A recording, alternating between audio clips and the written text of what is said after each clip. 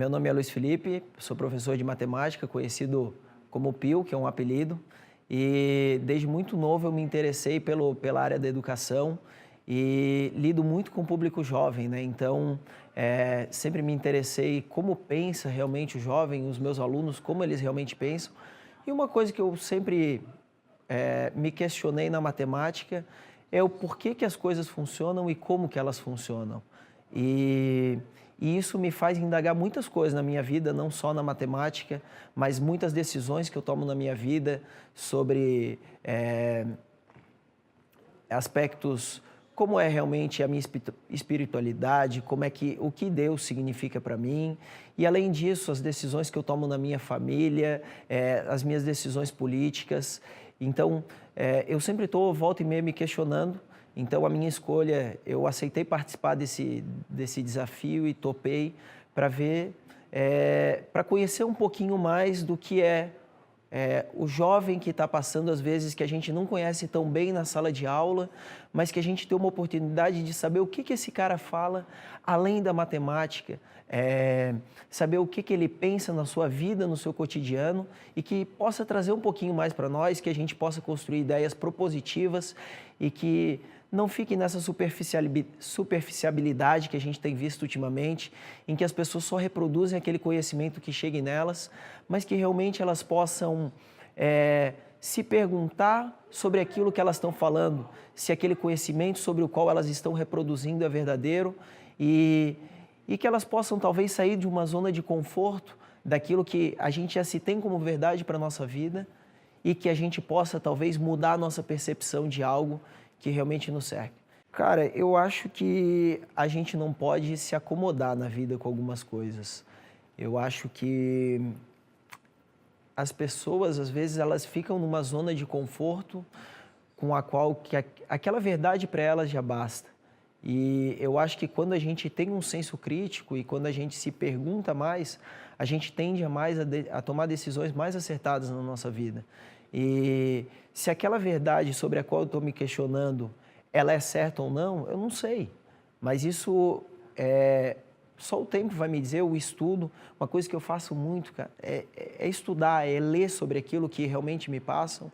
E eu acho que a gente tem que ser assim.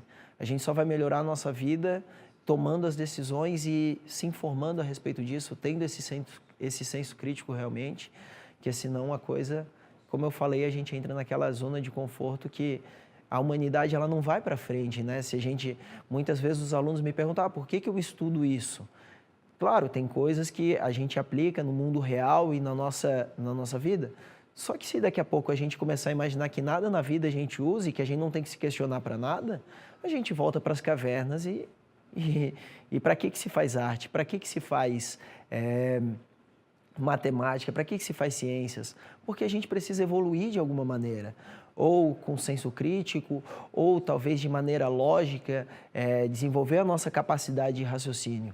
Sobre a capacidade de senso crítico que a nossa geração tem. E eu falo nossa geração porque eu estou incluso, eu tenho 28 anos, então eu não sou um ser, digamos assim, totalmente adulto. Eu ainda tenho as minhas modificações e eu acredito que nos 16 anos, que é a idade com a que eu trabalho, a galera está começando a ter. Eu acho que hoje a informação está na palma da nossa mão, que é uma expressão muito usada.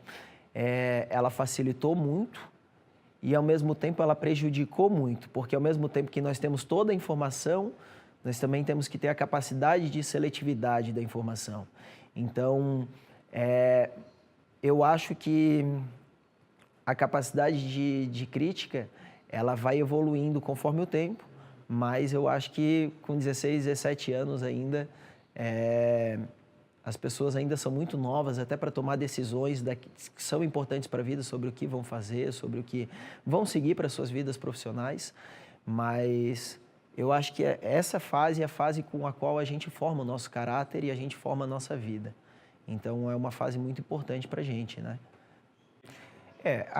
A capacidade de senso crítico, como qualquer coisa na nossa vida, ela tem que ser estimulada, né? E existem várias maneiras da gente estimular isso e pode ser por um estímulo de um professor, talvez, que a gente tem, mas pode ser uma coisa desenvolvida pela própria família. A família poder escolher, a família escolhe, por exemplo, que nível de informação vai chegar na nossa casa, qual revista nós assinamos, qual jornal a gente recebe na nossa casa. E essas escolhas, cada uma delas, faz a gente desenvolver essa capacidade de senso crítico. Pode ser, como eu disse, ou a família, ou um professor, ou próprio os amigos que a gente tem, né? Então, eu acho que a gente não pode, só talvez, culpabilizar ou responsabilizar só a escola, só isso. Só as aulas de filosofia, só as aulas de sociologia, não. Eu acho que cada parte, cada minuto da nossa vida, ela é importante no desenvolver desse raciocínio. Agora, depende de quais estímulos a gente vai receber. É a concepção que eu entendo de desenvolver a capacidade de crítica, de raciocínio, de entender o porquê das coisas.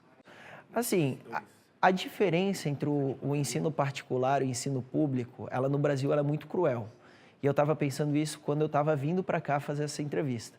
Eu estava com o meu carro passando na saída de um colégio público e eu vi como socialmente essas pessoas elas são diferentes. Então, não é só o colégio que elas frequentam, e sim a vida que elas têm.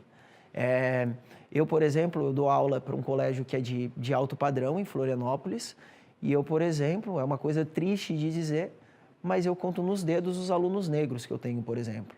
E isso a gente, por exemplo, vê uma diferença gritante nos colégios públicos, eu estava notando isso.